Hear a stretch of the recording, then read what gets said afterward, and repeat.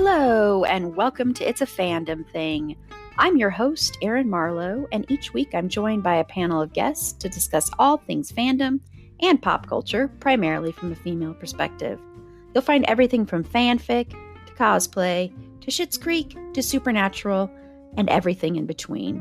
So put on your favorite piece of fandom merch, set aside that fanfic that you're writing about your OTP, and sit back and enjoy this week's episode.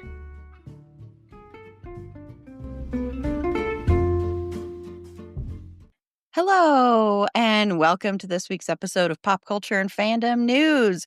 I'm your host, Erin Marlowe, and on Friday's episode, we are talking about a movie that is turning 35 years old this year. God. I just aged 10 years by saying that. I'm noping out of this recording now. I didn't want to be reminded of that. And that is the Julia Roberts, Richard Gere classic, Pretty Woman. This is the film that really made Julia Roberts a star. So we're going to be talking about that on Friday's episode. And joining me for that episode and this episode too are the boobs. I haven't gotten to call them that in forever. So I did that last week when I was prepping all of you for this upcoming episode, prepping you. I was making sure you were all lubed up and ready to go. So let me introduce those boobs. So first up from Okay Real Quick Pod, Carla. Hello, Carla. Hello, Erin. Hello, Fandom Thing people listening to stuff. Hello, hi. And then the other boob, Meg. Hello, Meg. Hi.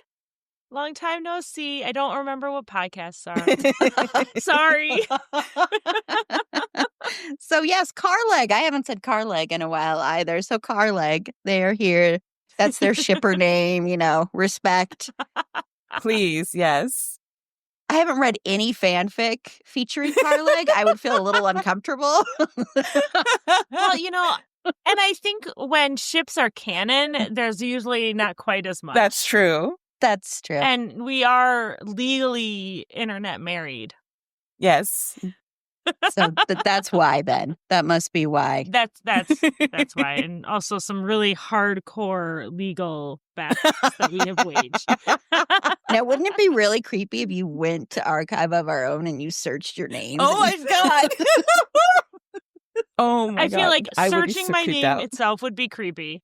True. You've never Googled your name? I've Googled my name, but I've never, not on Archive of Our Own. I've Googled my name to my maiden name to read a really good review of my performance in The Comedy of Errors when I need an ego boost. But that was like forever ago, so it's not there anymore. Was it more than 35 years ago, Meg? It was not more than 35 years ago because I'm basically a teen mom. I'm barely 40. Well, I'm happy to have both of you on there. And please, I'm not encouraging everybody out there to go write these fanfics because no. No. No. I think just our personal Discord chat is as close to fanfic as anyone's going to get. Right? It's just us talking about our actual spouses.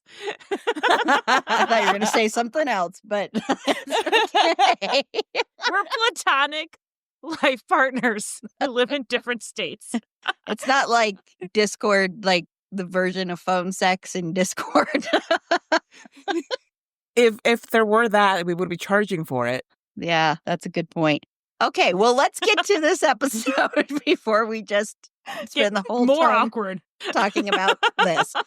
So we're going to start, as we always do, with our pop culture and fandom episodes now, and that is finding out one thing that Carla is either into or some upcoming thing you're excited about or something you just want to rant about in fandom or pop culture. I have many of each and every one of those things, but I will pick one, which is that I am currently just sitting over here, ripping my own heart out, rereading the Hunger Games series. And because I wanted to read the newer books, because Meg has talked about them so much. Meg is my pusher I mean purveyor of fine quality entertainment. She had mentioned the newer books, the Song of Ballad of Songbirds Animals and Other Snakes. Animals. Yeah, that one. Reptiles and Fowl, as you call it. Reptiles, yes. That's what our Discord is, guys. Yes, pretty much. That was hot. Is Carla forgetting the titles of books? Yes, and Meg reminding me after I've come up with a much better, honestly, title. But so I'm reading that one, and then I've queued up the next one, which is called Other Book and Hunger Games. Sunrise on the Reaping. Exactly. The newest one. Yes, exactly. That one is what I said. If you haven't read The Hunger Games, then, plug your little ears. But basically, I keep getting stuck emotionally on the part with Rue because it breaks my heart. And my kid is the same age that she is in the book. And, seeing little kids his age and thinking about a society that would do something like that to children as a form of punishment for people trying to rebel against oppression is, first of all, just heartrending, and then also more terrifying now than it has been in a long time, because it just feels so much more possible now than it did back when the books were published, at least for people in the U.S., because, as we know, the U.S. has facilitated many horrible things throughout the world, as it's currently doing. And right now, the book that I'm reading, which is the one that centers on President Snow back when he was a teen, and it's not helping my emotional state any, pretty much.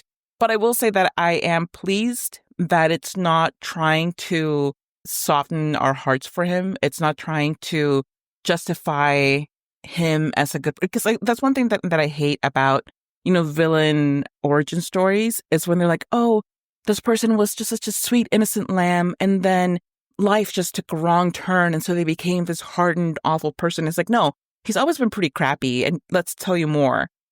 So I do like that about this book. I'm about halfway through it, and I keep getting stuck and trying to keep push past those sections where it's just children going through awful things for the sake of entertainment and some weird form of punishment against people who are just trying to not be oppressed.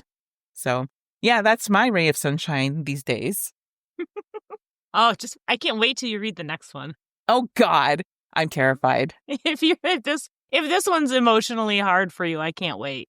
I'm so excited. You're gonna have to tell me all about it. And I will. I will. Yes. I know when you're mad at me and yelling at me that it's gotten to a good part. This is what you get for the rookie. Yeah, fair.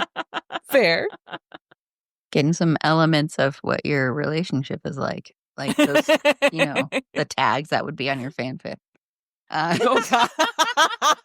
It's like hurt, comfort. Yeah. Hurt, no comfort. Yeah, okay. That too. So Meg, who hasn't been on, I was like, when was the last episode you were on? Oh my gosh. It's been a while. It's been forever. I honestly can't remember. That's horrible.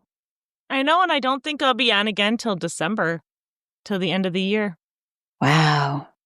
Mm-hmm. So savor it, everybody. Yeah, take this moment. Just center yourself.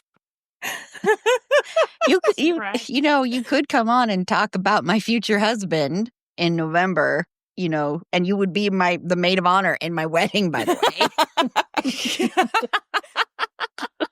I looked at the schedule and I looked at the schedule coming up and I was like, God, I don't watch or listen to or do anything anymore except apparently watch The Rookie on repeat because of Carla. You're welcome. So is that what you are? No? Okay. No.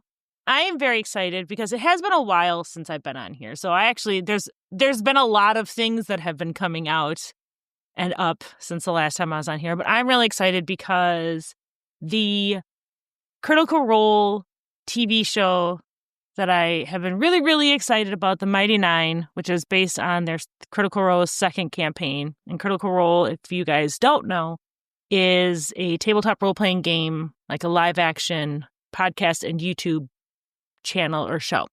So they are a bunch of professional voice actors who play Dungeons and Dragons, and they really embody their characters really, really well, and it's just fantastic. But it's 550 hours for this one campaign that I've watched a few times, which is why I haven't been doing anything and watching anything new, as I just keep rewatching Critical Role and The Rookie these days. But anyway, for a little over a year, they said like they had secured the rights. These are the same people who created Legends of Vox Machina on Amazon Prime. And it's in the same universe as the Legends of Vox Machina, if you have seen that, which is based on their first campaign. Anyway, so we've known for a while that they were going to be making a animated series based on the second campaign, which is my favorite campaign. Carla hears about it all the time, has no idea what I'm talking about, but I will just like spew things at her and she goes, yay, I'm so excited for whatever this is. Like, yay, coolest. Congrats to all the people involved. Yay. Yep. So they came up. Yeah, congratulations. I'm not reading all of that, but I'm happy for you. Exactly. Yeah. I'm not watching any of those things, Meg, but I'm happy for you. Thank you for sending me random TikToks of people I don't know talking about something I don't know about. But if you're happy, I'm happy. And that's the kind of supportive wife everyone deserves. Anyway, so they've been talking about this animated series and I've been waiting forever and ever. And they finally came out with a release date, which is November 19th. And I'm super, super excited. And Carla's actually agreed to try and watch it and get over her dislike of animated show animation. That's how you know it's true love, by the way. It is true love. And I think she's kind of hoping that I stop talking to her about these things. Or she at least gets some context instead of me. Oh, sweetheart, I have no such illusions. I will never stop. It will never end. But if you have a spare 550 hours, I suggest...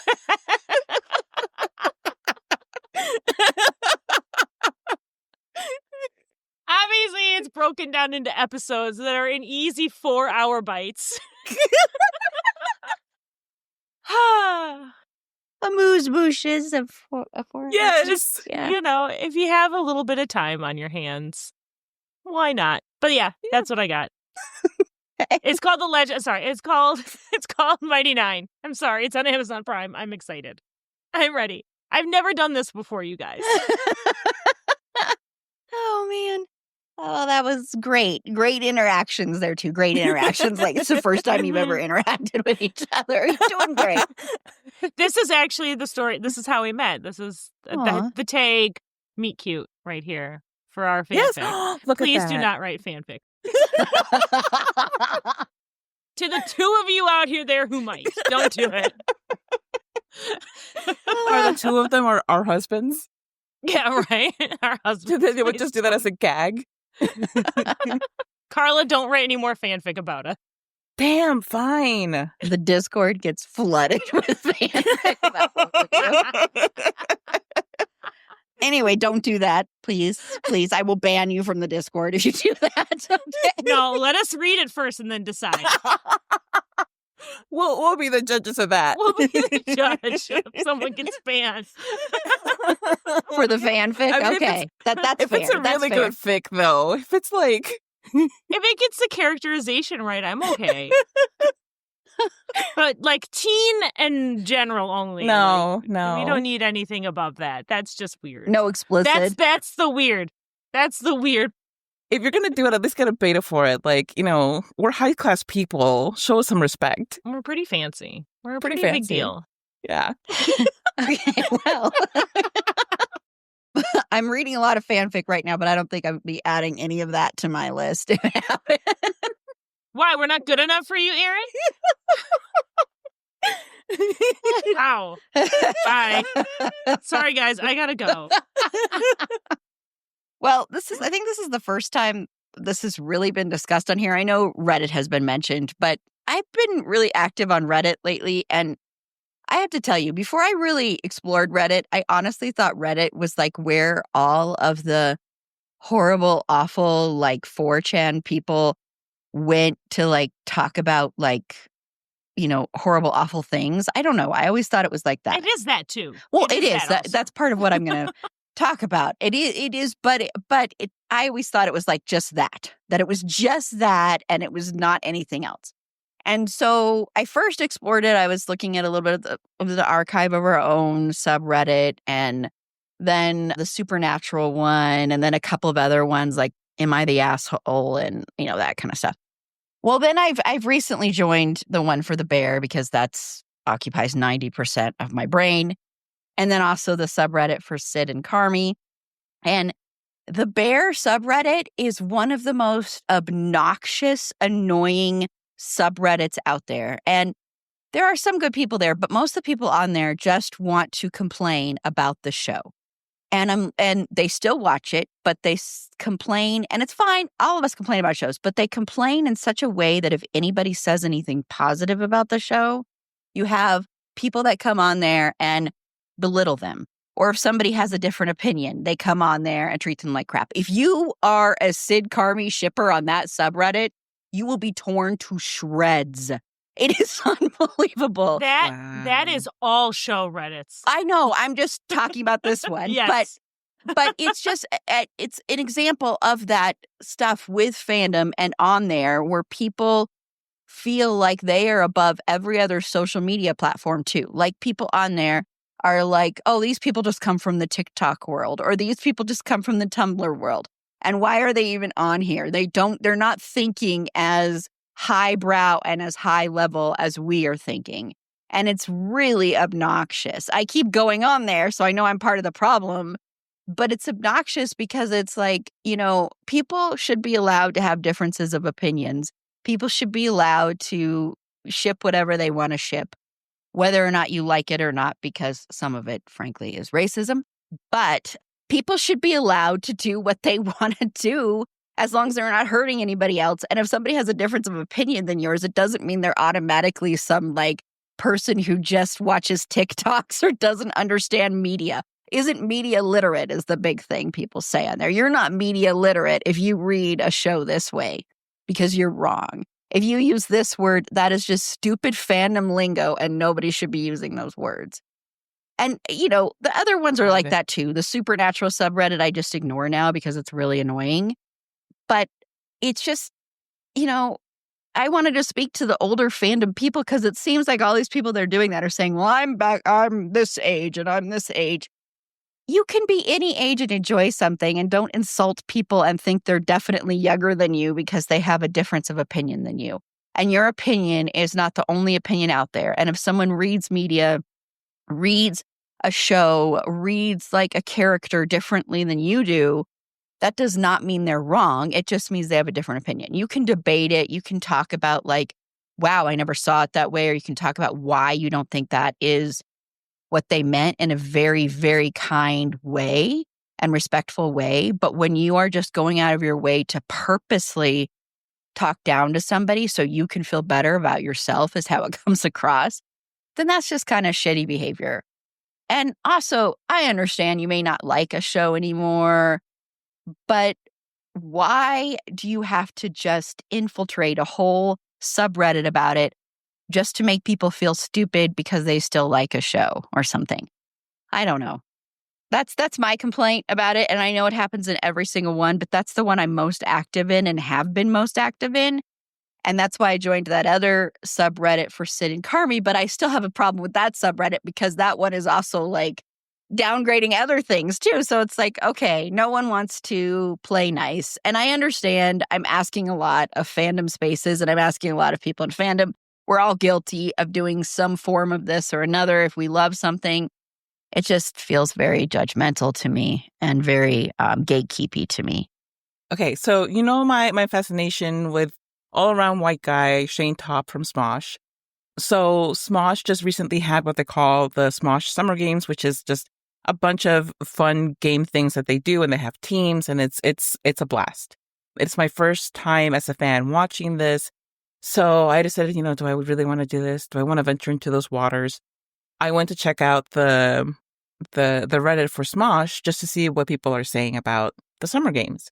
And yeah, there are people there who are complaining about Smosh. It's like, oh, it's not as good as old Smosh, and I haven't enjoyed Smosh since. And it's like, so then stop watching. Nobody is forcing you to watch it. And I get wanting to share feelings, and I get that there are other people who will answer and say, yeah, me too. So there is like an element of connection there for people who feel disillusioned by whatever it is that they're disillusioned with. But at the same time, it's like, maybe create your own subreddit.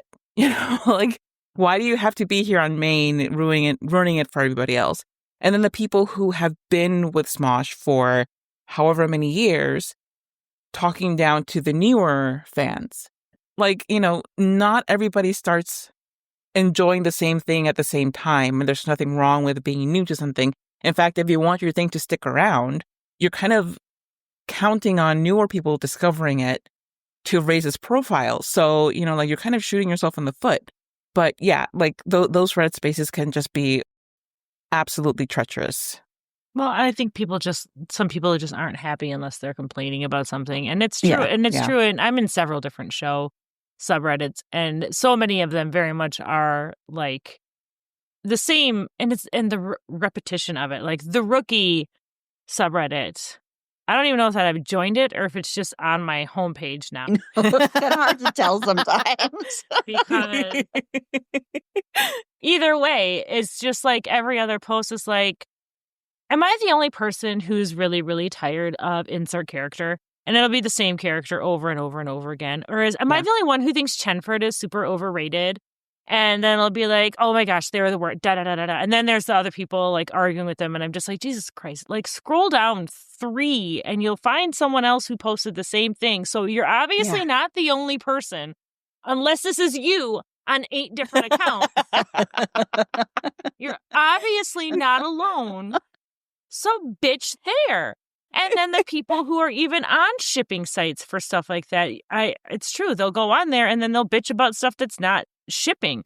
Like on the Buddy subreddit for a 911, the people bitching about other stuff that's like they only watch the show for Buddy. And I'm like, that's fucking fine if that's your jam, if that's the only reason you watch the show. But most people aren't only watching this television show for this ship. Mm-hmm. And so you don't need to sit there and just bash every other part of the television show that isn't exactly centered around Buddy. And I am a Buddy shipper, but it's not the Buddy show. If you're wondering about the Buddy System show, that's a podcast that our friends do that is very good at doing real deep dives into the show and talking about Buddy perspective and a lot of that but also the rest of the show as well. But no, I think people just aren't happy unless they're complaining. Like misery loves company is a saying for a reason. Yeah, and with me with that ship, those aren't even my favorite characters from the show. My favorite character from the show is Richie, so it's not even like those two are my favorite characters. But it's like if you like, especially and what I find on that, and I think some of it definitely is racism, is the character Sydney is really ridiculed a lot on that Reddit, which is so weird to me because nowhere else have I heard her criticized anywhere except in that subreddit. And it's just like critique after critique. If you bring her up, it's like, oh, she's this, or she has like a lot to atone for. And I'm like, atone for? What the fuck are you even talking about? Like, who does she murder? Jeez. And I mean, I know neither of you have seen the show, but it's like, okay, out of a few people, is she really the one that has the most to like, I don't know, apologize for out of a bunch of the characters on the show? No. And it's just annoying because people just like to police the way people watch things because people want people to view things the way they view them. And they want people to watch things the way they watch them. And yeah, people like to complain because they like to complain. And on that note, I really, really need somebody else that I know and love and care for to watch The Bear and start shipping Sid and Carmi so that I can have somebody else that I know to sit there and talk about why I love these two. Even though I know there's some toxicity there, I don't care. I want just somebody that I can send these flippin' TikTok edits to and these flippin' fanfics to. So please. Because everybody I know that watches it is like, no, why do you want them to? I'm like, okay, fine. And see, that is something for which we endorse writing fanfics. So if you want to write Sid and Carmi fanfic, please go right ahead and send it to Erin. And there's lots of good fanfics out there, really great ones out there. But I really need somebody else in my life I love to that watch. That's something that you want someone else to care about it, to send things to them, because again, I send stuff to Carla and I know she doesn't give a shit. And I'm just like, too bad. You get it. I want someone to know it and be able to discuss it with. I've been pressuring Carla for a while, so now I am pressuring everybody. Yes, I'll help you pressure. I don't watch The Bear, but I'll help you pressure Carla. Well, just as soon as she's done doing what I want her to do. I have such a long list of stuff I'm trying to pressure Carla into watching and reading. She's doing the Hunger Games right now. Well, now she's doing that, so now she can go and do mine. I'm like waiting. I'm like anxiously waiting for that message to pop up from Carla saying da-da-da-da-da-da, and I'll be like, yes! Can you believe? I'm watching this. This happened, and I'll be like, finally. Probably what will happen is Carla will watch it and be like, what the hell are you talking about? And then I'll still be alone with this. Carla is the one person. I'm already pre-programmed to ship them. And I love IO anyway, so that's a very easy sell for me. Like, it's IO-centric? Yeah, okay, count me in. Okay, well, on that note, we are going to take a quick break before we turn this into the what are we pressuring each other about show. Another fanfic tag. Yeah. And we'll be right back to discuss a trailer. Remember, that's how these are now going. So for the second segment, we are going to discuss the new trailer, If I Had Legs, I'd Kick You, which I'm sure is sometimes what Carla wants to say with all the pressure. She loves it. Anyway, so we will be right back. Okay, so everyone, check your show notes. You can pause the show if you don't care about pausing it and you just want to hear us react to it.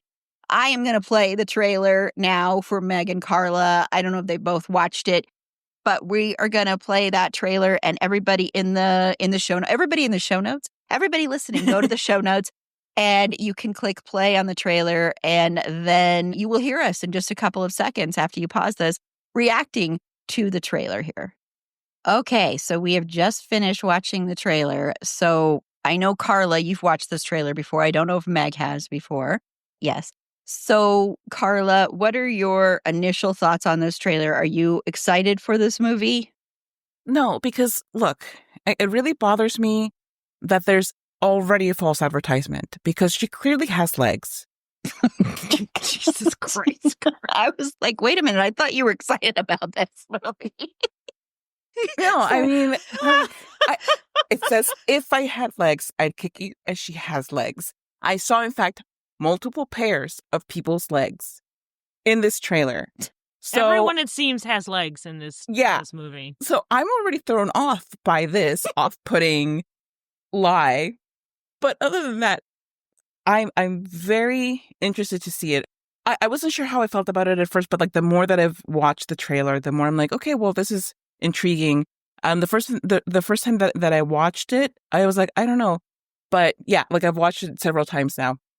And what's pulling me in is the idea of an unreliable narrator. Because I think anytime that you have a movie where there are so many shots like this, where some of them don't really seem like they might be actually happening, or at least that's my theory, it makes me wonder, like, oh, is this one of these movies where some of these might just be in her head? Like, what's going on? I like Rose Byrne, so I'm interested to see what it is that she's doing in this role. And I love Conan O'Brien. And yeah, I will always support Conan. Conan's my guy. Hashtag support Conan. Yeah, other people, but Conan's in it, so I'm already going to watch it. So I don't know why I would need to know anything else about this. You're Team Coco. I am Team Coco, yes. I like water. There's a lot of water in this movie. I think water is a vital resource. And a tub falls through. I don't know if it's a tub, but something falls through a ceiling. And yeah, she's probably freaked out. But I want to know what the thing was because you can't really tell what it is. So again, it's one of those things where it's like, I don't know if it's something that she's remembering, something that she's imagining. Is it part of her therapy? Is it actually happening and leading to something else? I don't know. Like the fact that I don't know anything about what's going on, I like. And if they come out with another trailer, I'm not watching it because I hate when they come out with a nice, vague trailer and then they come out with one that like spells out the whole movie for you. I hate that. Yeah, I completely agree about that with the trailers. Yeah. So, Meg, do you like water and are you Team Coco? I do like water. I guess I'm Team Coco. I don't really have that many. I don't have that much investment, I guess. Okay. In Coco. I enjoy him, but it's not like, I don't know what to say. I don't know. I too was sad to see that everyone had legs. My initial reaction when I first watched this trailer, I remember I texted Carla and I was like, I am exhausted. Just watching it, I was just like, this is not a summer fun movie time for Meg. This screams fall. This screams autumn artsy movies. This is not my current vibe right now at all. Like I said, I'm riding high on Critical Role and The Rookie and stuff like that, and this seems like a lot of thought. It's not animated, doesn't include anything about D&D. There are no catchy songs about propaganda. Like, I don't understand it. Not a good ship to be seen. I mean, maybe there's a lot of water. Maybe there's a ship somewhere out there. I do like Rose Byrne. I think she's a pretty underrated actress. So I am the opposite of Carla. I like kind of vague trailers, but I don't know.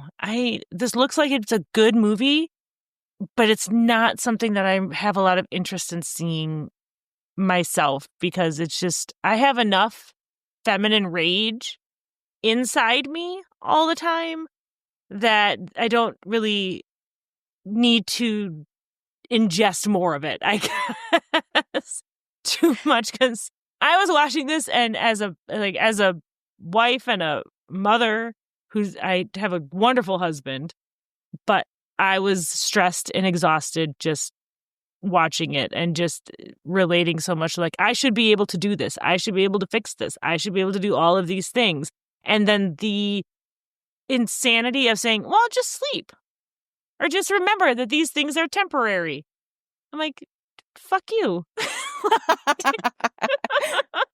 Sure, thank you so much. All I need is to sleep. That's right. I just need to hydrate more and sleep. Thank God there's so much water. I just need to drink more water, watch Conan O'Brien, and take a nap, and everything will be great. No, it looks like a very good movie. It just does not look like a Meg movie. At least not Summer Meg. We'll see how Meg is feeling in October. I don't know what to tell you guys. I do my life. You gave I your, live my life your on feedback. vibes. I'm looking for your feedback. So this totally looks like my kind of movie. So I'm totally excited for it. I like stuff like this that looks like it actually is more, character driven than anything else. That's like catnip for me. So I'm really excited about it. I think it looks fantastic. I wanted to get reactions with both of you primarily because of the mother thing, because I'm not a mother. And so that's why I thought it was interesting what your reaction was, Meg. And I think that to me is what I kind of expected. Mm-hmm. I too love Rose Byrne. I think she is so underrated, like was already stated. She's so underrated. And I've heard from people that have seen this at festivals that you are not ready for the performance she gives. The people are talking about this is just one of the best performances ever. And so I'm really, really, really excited to see what she brings to this. It looks like it is basically her vehicle. The fact that it is directed by a woman always gives me a lot of hope when any kind of issue like this, so that makes me hopeful for it too. I am also not a huge Conan. I actually am even more neutral on Conan than you are, Meg. I'm actually not a big fan of Conan O'Brien. Wow. But I will say, I do think he did a fantastic job when he hosted the Oscars. He was really good at that, and I'm not a big fan of his, but I thought he did a good job of that. I know. I'm like one of those rare ones. I just... The betrayal. I came here for a good time, and honestly, I'm feeling very attacked right now. But he looks like he's doing a good job. He looks like he's doing interesting work in this. It'll be interesting to see him in something that, while it looks like this might have some dark comedy to it, that isn't necessarily inherently a comedic role. So it'll be interesting to see that. This is giving me, though, Night Bitch vibes from last year, which I don't know if anyone saw that. That's the movie where Amy Adams is a new mother and she is turning into a dog, which I know is like the most bizarre out there thing. It's a very interesting film. You can watch it on Hulu. Amy Adams is fantastic in it. She is turning into a dog, but that's not really what the movie's about. So it's about being a mother and being an artist and all this other stuff. But she just happens to be turning into a dog. She turns into a dog, and that's not the main part of the movie? What? Well, that's not the messaging of the movie, It's like she's turning into a dog. It's just, you'd have to watch it to really see what I'm talking about. But this is giving those vibes to me of like another, like maybe something isn't quite, like just straightforward. So kind of what you were talking about, Carla, too, with the unreliable narrator thing. But I'm excited about it. I'm sure you'll hear at least me talk about this movie somewhere down the line. Who knows? Maybe it'll be fantastic and it'll show up during our end of the year episode of our best of. And if she is as fantastic as everybody says, maybe it'll be in our Oscar conversation as well. So stay tuned for more information on that one. Okay, well, we're going to take another quick break. And when we come back, we're going to talk about AI and Universal Pictures. So we will be right back. Okay, so we talked about AI last week, and we were talking about Amazon and all that bullshit that they are doing. Well, the other side of what we were going to talk about last week but didn't have time is that Universal Studios and Universal Pictures, they are going to start putting a warning that big tech companies cannot use their movies or that stuff to create, to inform, to educate AI, basically, And they're even putting like a legal warning. They are saying they're going to go after big tech if they do this to them, which is very interesting to me to hear a big studio doing this. And so, Carla, do you think other studios are going to follow suit and do this? Yeah, I think that they are. It's a very low stakes way of doing things because they're not. There's nothing to stand to lose by just putting some verbiage in it. It's really about like what they plan to do going forward in the almost inevitable scenario that some AI company out there will still feed these properties to their AI for learning or just generative crap that they do. I am not usually behind big money people in general, but I will make the exception if they actually use their money for something that is going to end up benefiting anybody else, even if that's not their purpose. Because I doubt that they're sitting out there going like, oh, this is terrible for people. This is terrible for the environment. Therefore, we want to do something to combat it. No, they just want to protect their investment, which in the end ends up benefiting us if they actually pursue legal action against these companies, because it'll protect smaller creators who don't have the deep pockets that these people have. It'll protect people who, just artists out there whose work is already being stolen and fed to these machines for learning.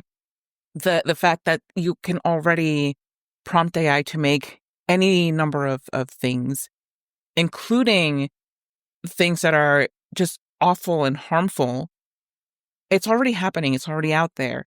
So we as regular people, there's a limited amount of stuff that we can do about it. But this is one of those times, again, I'm happy to ride the coattails of people with deep pockets because it'll end up benefiting everybody. And again, as far as it right now just being a little thing that they tack on at the end, they can tack on anything at the end of stuff and it doesn't necessarily mean anything. Look at the FBI warnings on videotapes back when videotapes were still a thing. It's like, piracy is bad and we will come after you if you pirate this movie. And we were like, okay, cool. Like, there are those things were still copied over onto the copies of tapes that were made. Like, it's not like it really stopped piracy, but I think that it might be easier for these companies to stop AI than it was for companies to stop, peer-to-peer sharing and just that kind of casual piracy, because there wasn't exactly like a trail there. Like, you can't go into every single person's house and be like, let me look at all of your VHSs and see if you have like a bootleg copy of Trading Spaces or whatever you might have in your home.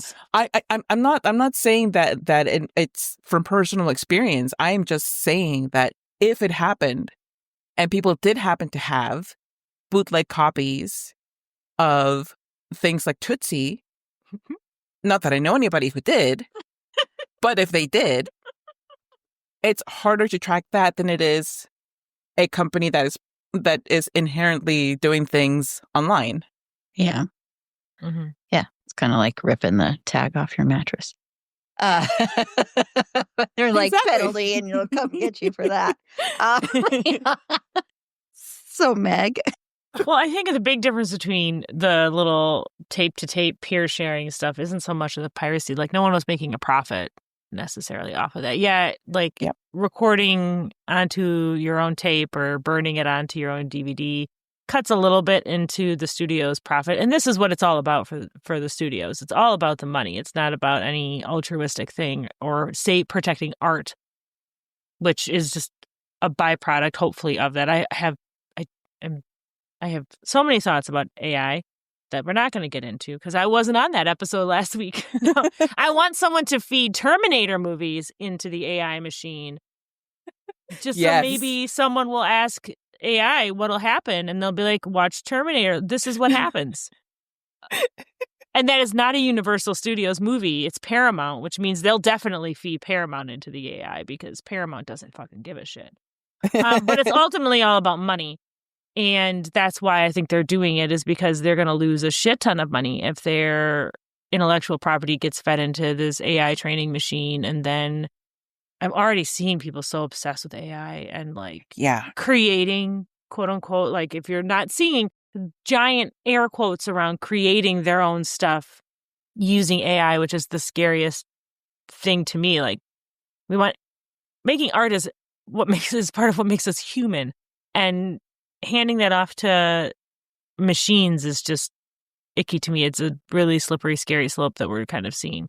So I hope other studios follow through. And I agree, like big studios doing stuff like that. Like if Disney starts doing stuff like this and putting that kind of thing on there, then I think there'll be hopefully more of a crackdown, because you don't want to mess with Disney. And I'm sure once they get the mouse stuff feeding that into AI, I think Disney will really put a crackdown on it. I'm already hearing whispers kind of about that, or seeing little things, hints that that's something that'll be happening, because it's going to take a huge bite out of their profits. And that's what these people give a shit about, is their money. They care about their profits. They don't, like I said, they don't care about the arts.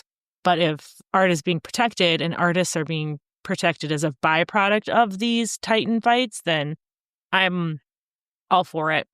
Like, I'm also very much for let the rich eat each other, and then yes, please, we can eat them. Yeah. Yes. And let me go quick to ChatGPT and see if I can generate an image of us eating the rich. Let me destroy a small pond so right. this one thing can be created for me. I have no artistic abilities, but my computer does. And I'll tell my AI boyfriend all about it. Speaking of cringy stuff on Reddit. Yeah, I know. I haven't gone down that rabbit hole yet, but I've heard about that rabbit hole. I've only seen it on the sad cringe subreddit, and that's enough.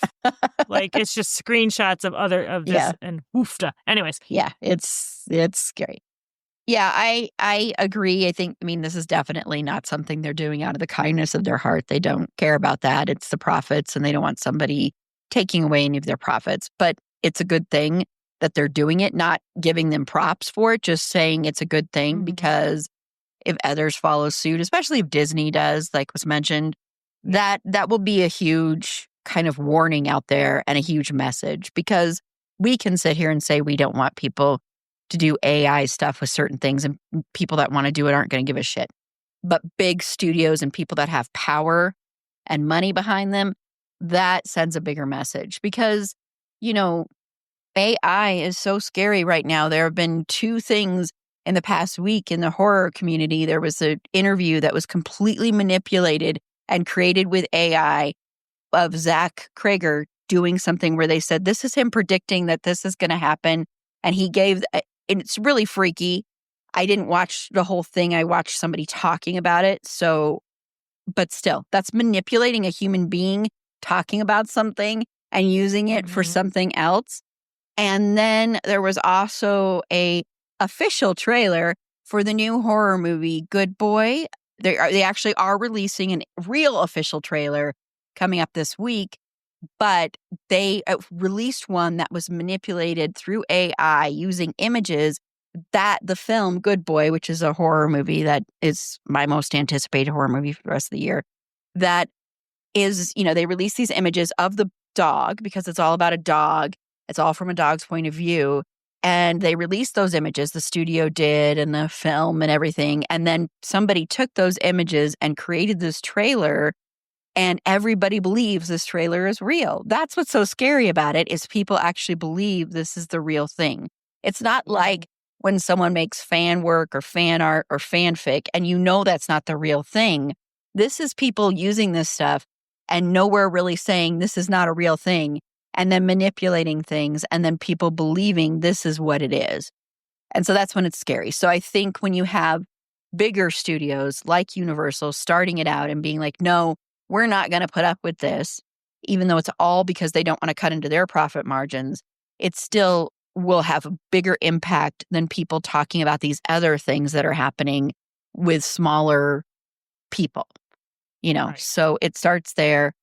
I will just end on this. I am a pessimist, so I frankly think Universal could easily change their mind if they find a way that they're going to make profit from this. So For sure. even though I support them doing this, I don't necessarily think, even though I think other studios will follow, that they'll all stick to it. Like Meg said, Paramount, no way. We will definitely be talking about this more. Like I said, we will probably do a whole episode on AI next year. So stay tuned for that, because this is something that's sadly is not going to go away. We can all talk about the AI videos we fell for. I could tell you about the trampoline. I did. I fell for that too. I fell for that for. too. I was so bummed I fell for that. I fell for the first one, but then I saw 2 others with like other animals, and I'm like, okay, this is just dumb. I felt, that bear one. Was that the first one that you fell for? The bear. I did fall for the bear one. Yeah. Mostly because I've seen actual videos of bears like playing on swing I sets know. and stuff. I Like know. actual real people videos. Yeah. So it's not like bears aren't known to do that kind of stuff. So yeah. So we all could fall victim to falling for that too. So it's scary. Mhm. But on that note, we're going to go On ahead. a happy note. We're going to go ahead and wrap up this episode, and I'm going to go around and have my 2 lovely boobs tell me where they can be found. AO3. Yep. Coming soon to a fanfic near you. So Carla, Right? no, I haven't said yet. So Carla from Okay Real Quick Pod, where can your podcast be found? Thank you. I am not currently on AO3, but it's always a possibility for anything, I guess. Hopefully not. But in the meantime, though, you can listen to my podcast, Okay Real Quick, wherever you got this podcast. You can also look for our online presence on TikTok at, what's it called? At Okay Real Quick Pod. Same thing on Blue Sky and on Twitter, because why the hell not? But not on Instagram, because they want to verify my face or my ID, which no. So there, you just look for Carla Temis. You can also look for Carla Temis on TikTok at Carla Temis, or my website, carlatemis.com. That's CarlaTemis.com. Thank you. And Meg. I mean, you can't really find me anywhere anymore. I'm hardly on social media anymore. You can find me on AO3. No, you can find me running me and Carla's social media through ChatGPT so we can generate fan fiction.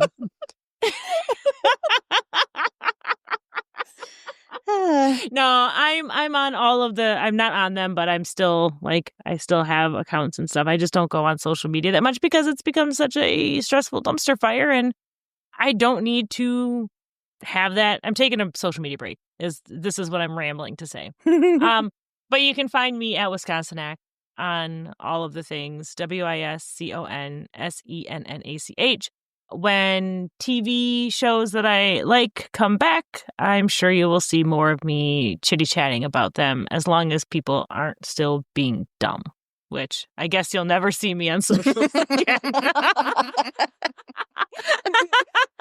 What are you talking about? People aren't. People have really constructive conversations with, all the time on social media when you have to tweet 800 times to get your point across. Yes. It's definitely no. But yeah, that's me. They definitely do have constructive something. So you can follow Fergie the dog on TikTok at Schroeder and Fergs. That's SCHROEDERANDFERGS. It's long, but it's worth it.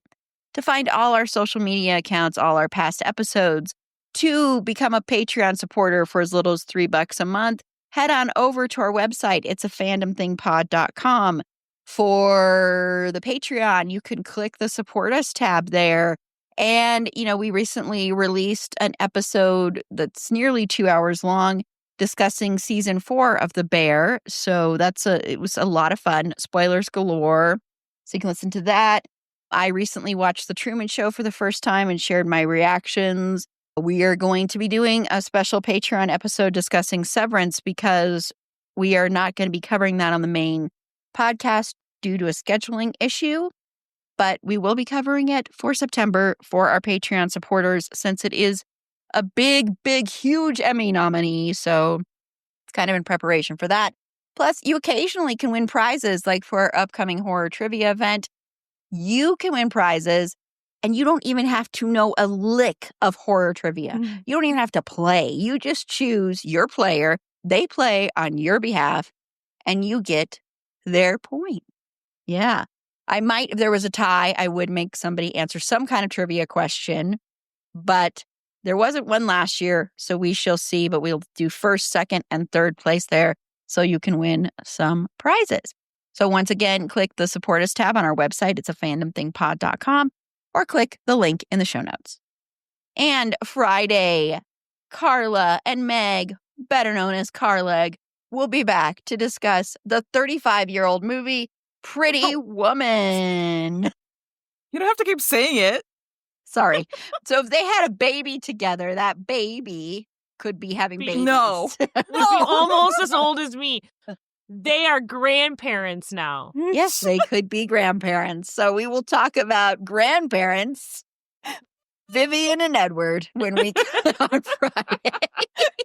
So until next time, remember, it's a fandom thing. Black Lives Matter, Stop Asian Hate, and Free Palestine.